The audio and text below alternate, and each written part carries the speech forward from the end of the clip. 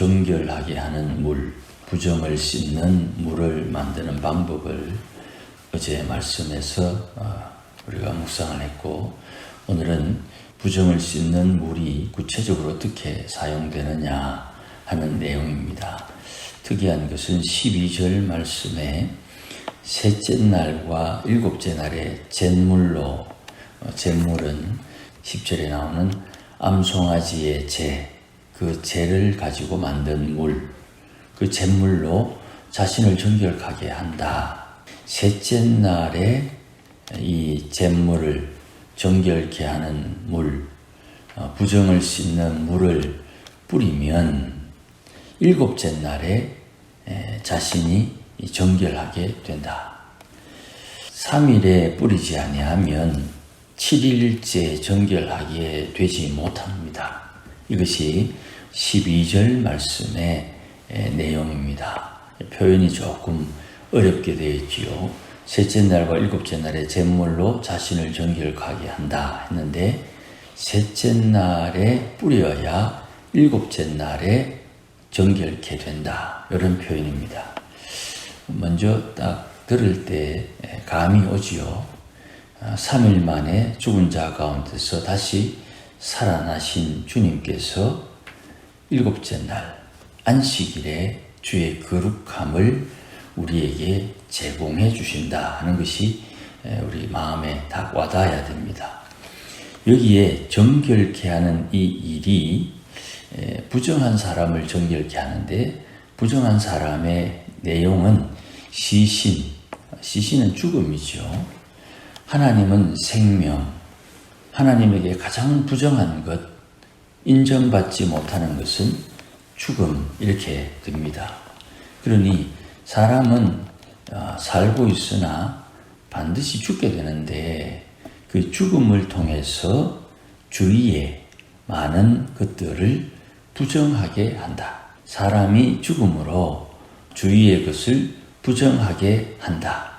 이 부정한 것을 정결케 하지 아니하면 13절 말씀에 여호와의 성막을 더럽힌다 그랬어요. 하나님 앞에 부정한 사람이 부정을 씻는 물을 사용해서 정결을 유지하거나 정결을 회복하지 아니하면 하나님의 성막을 더럽힌다. 이 성막을 더럽힌다는 것이 우리에게는 조금 낯설고 또 충격으로 다가옵니다. 이 속죄제가 아주 중요한 의미가 있고, 또 우리의 생활 가운데 수시로 하나님 앞에 회개하는 것이 성막을 정결케 하는 일이 되는 것이죠. 여기에 성막을 우리가 하나님의 임재를 나타내는 성막으로 볼 수도 있고, 우리가 시기를 조금 뒤로 하면 다윗 이후에 성전이 될 수도 있고, 또 조금 더 뒤로 미루어 보면 예수님께서 우리에게 주신 거룩한 몸도 될 수가 있는 거예요.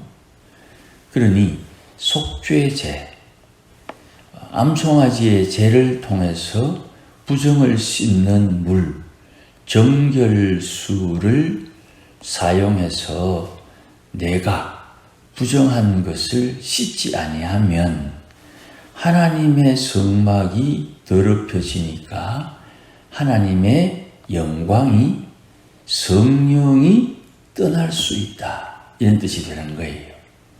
그러니까 성소를 귀하게 여기듯 내 몸을, 신약시대 성도인 내 몸이 거룩한데 내 몸을 부정하게 방치하면 성령이 떠나거나 소멸되거나 성령을 회방하게 된다는 말로도 이해할 수 있는 거예요. 자, 그러면 조금 더 설명을 하면 이렇게 됩니다. 예수 믿는 사람들이 하나님 앞에 회개하지 아니하면 하나님을 대적하게 된다, 이런 말로도 설명할 수 있어요.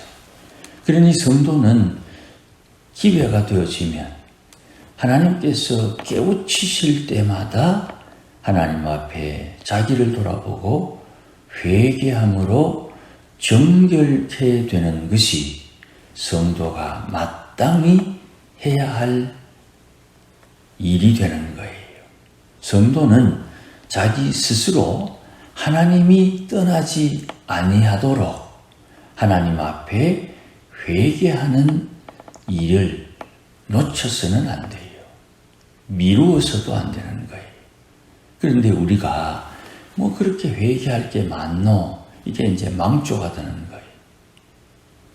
하나님 앞에 자기의 연약함과 부족함과 어리석음과 하나님 앞에 부정함을 늘 이해하고 그 부족함이 나도 모르게 드러날 때 하나님 앞에 회개하는 것이 자연스러워야 돼요.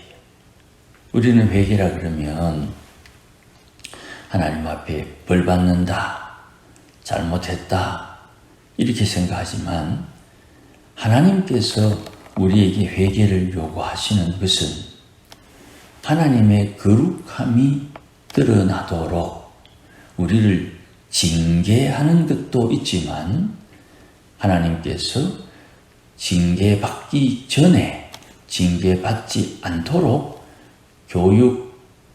교훈을 주는 것도 있어요. 이게 동시에 일어나는 거예요. 그러니 하나님의 말씀을 들을 때에 내보고 가나? 내보고 저 말씀을 하는 거야? 이렇게 할 때는 하나님의 말씀을 대하는 나의 태도가 어떤지 드러나는 거예요. 스스로 잘 깨달아야 되는 겁니다. 스스로 잘 깨달아야 돼요. 아, 저 말씀을 내게 하는 말로 나를 정죄하는가? 혹은 아, 내게 저런 일이 올 수 있으니 내게 가르쳐 주시고 저런 일을 피하라고 하시는가? 이 표현이 다르다 이 말이에요. 그리고 예수님 비유로 말씀하실 때 저들에게 말씀을 전하면 저들은 들어도 깨닫지 못하고 들어도 깨닫지 못하고 봐도 깨닫지 못하는 사람이 있고 듣고 보면서 깨닫는 사람이 있다. 깨닫는 자는 복을 받고 깨닫지 못하는 사람은 복을 받지 못한다.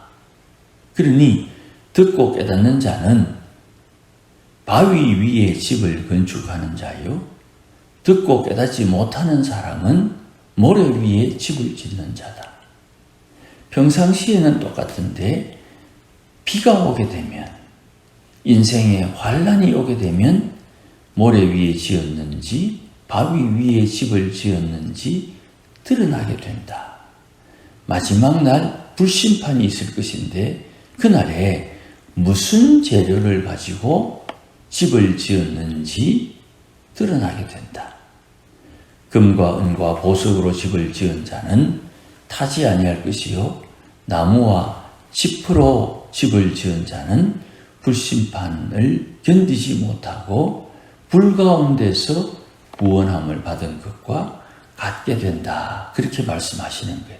그 내용이 오늘 본문의 말씀과 연결되는 것입니다. 이것을 이제 죽은 사람의 시체를 만진 사람은 자신을 정결하게 하지 아니하면 성막을 더럽히게 되어서 그는 이스라엘에서 끊어질 것이요. 이 족보 가운데 끊어진다. 뭐 그런 의미가 아니고 죽는단 말입니다. 그 부정함의 열매로 죽는다 이 말이에요. 그래서 욕심이 잉태하면 죄를 낳고 죄가 장성하면 사망에 이르느니라 하는 그 과정, 그 절차를 우리가 이해하면 쉽게 깨달을 수 있습니다. 자, 두 번째는 이렇게 부정한 사람에게 정결케 하는 절차를 하나님께서 알려주셨는데 이 부정한 사람을 정결케 하는 사람도 부정하다 그래요. 19절 말씀에 정결한 자가 셋째 날과 일곱째 날에 그 부정한 자에게 뿌려서 일곱째 날에 그를 정결하게 할 것이며 그도 자기 옷을 빨고 물로 몸을 씻으라.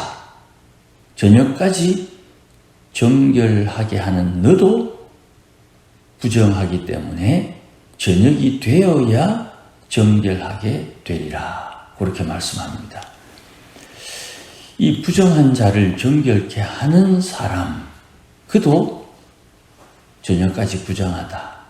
요게 어떤 의미를 가지느냐 하면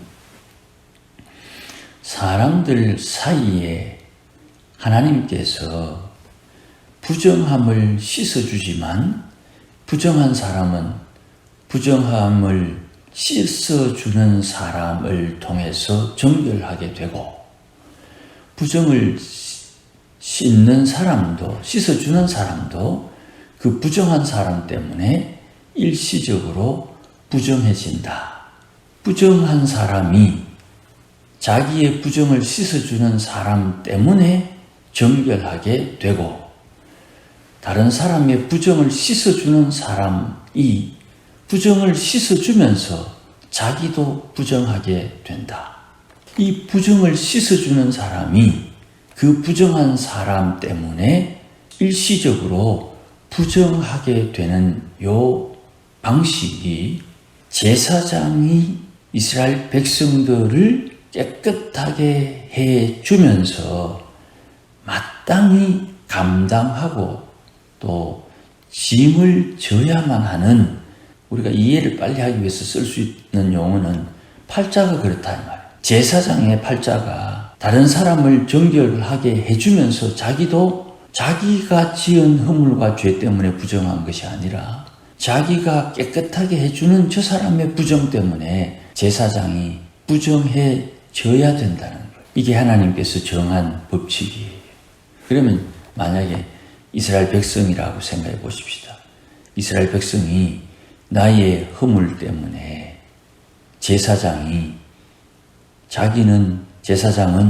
부정한 것이 없음에도 불구하고 이스라엘 백성의 부정함 때문에 자기도 제사장도 부정해져야 된다는 거예요.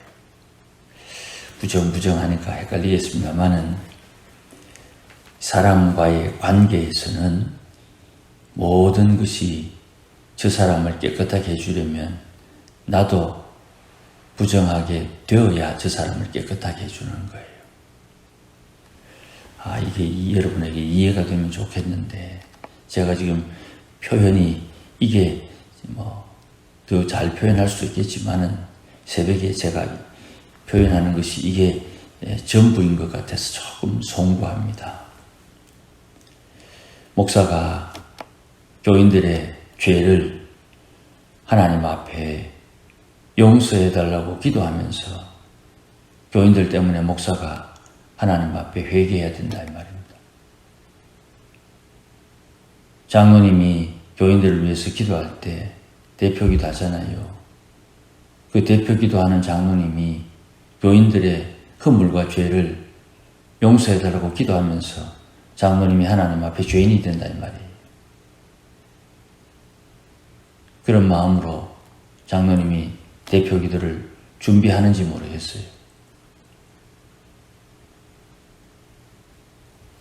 권사님들이 오후 예배 때 대표기도 할 때 그 대표기도 하는 그게 교인들의 죄를 내가 전부 다 내 죄인 것처럼 하나님 앞에 회개하는 그런 절차가 있다는 것을 알고 기도하는지 모르겠다는 말입니다.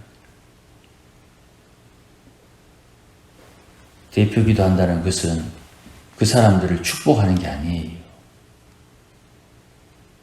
대표기도 하는 사람이 복 받으십시오 한다고 복을 받는 게 아니고 대표기도 하는 사람 내가 성도들의 죄를 내 죄인 것처럼 대신 회개한다 이런 뜻이에요.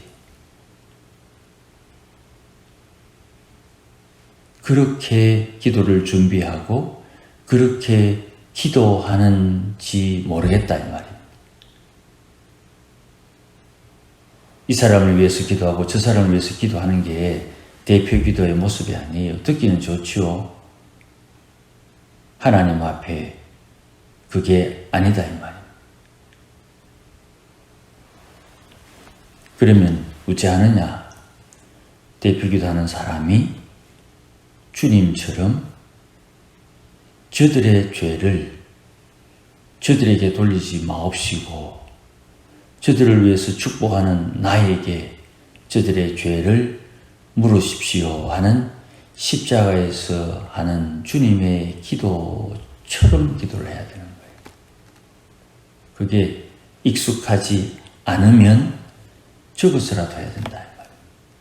오래 기도한다고 되는 게 아니에요. 5분입니다. 5분.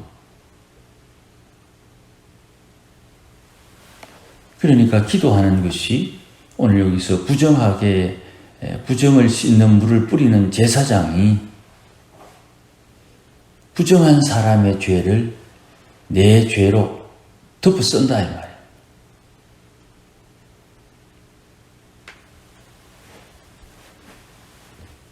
이런 영적인 원리가 율법에 있는 거예요. 율법에. 그냥 앞에 나서는 사람이 대단하게 그냥 뭐 이래저래 뭐 하는 그게 아닙니다. 하나님 앞에 허물과 죄를 대신 회개하는 그런 자세가 필요한 거예요. 그리고 나는 저 사람을 정결케 해주고 나도 저녁까지 부정한 사람이 되는 거예요. 부정한 사람. 하나님 앞에 죄인이 된다 이 말이에요. 그 죄인됨이 일시적이지만 내가 하루 동안 저녁까지 부정하게 되는 그 부정이 깨끗하게 되는 것은 암송아지의 잿물, 그 잿물이 나를 제사장을 정결케 한다. 말이 조금 어려워서 이해가 잘 되었으면 좋겠습니다. 아무쪼록 내가 누군가를 위해서 기도할 때, 중보할 때도 마찬가지입니다. 누군가를 위해서 축복할 때, 쉽게 자식들을 위해서 기도할 때, 자식들의 죄가 내 죄인 것처럼 하나님 앞에 회개하는 기도가 제대로 된 기도다 이 말이에요. 왜 그러느냐? 율법에서 그렇게 정해 놓았어요. 그러니 나는 어떤 기도를 해야 되느냐? 하나님이 말씀하신 그 내용, 계명이 내 마음에 새기지 않으면 계명을 모르고 계명을 무시하고 계명과 상관없는 행동을 하는 사람은 하나님 앞에 자기 스스로 성막을 더럽히는 자기의 몸을 정결케 하지 아니하는 자가 되어버릴 수 있는 거예요. 그러니 우리가 하나님 앞에 스스로 조심합시다 하는 말은 그냥 하나님 앞에 좀 조심하자 하는 그런 의미가 아니에요. 더 심오한 것이 따로 있는 것입니다. 아무쪼록 정결케 하는 물이 우리를 정결케 한다. 셋째 날에 뿌려줘야 일곱째 날에 정결케 된다.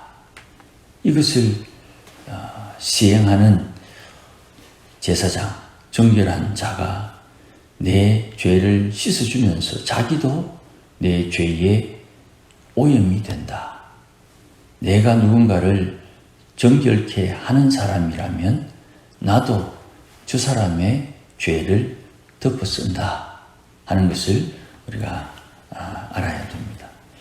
이것이 우리 신앙생활 속에 영적인 사역, 성령의 인도하심을 따라 사는 사역 속에 자연스럽게 깨닫게 되고 이해가 되어야 되는 것입니다. 그래야 경거망동하지 않을 수 있습니다.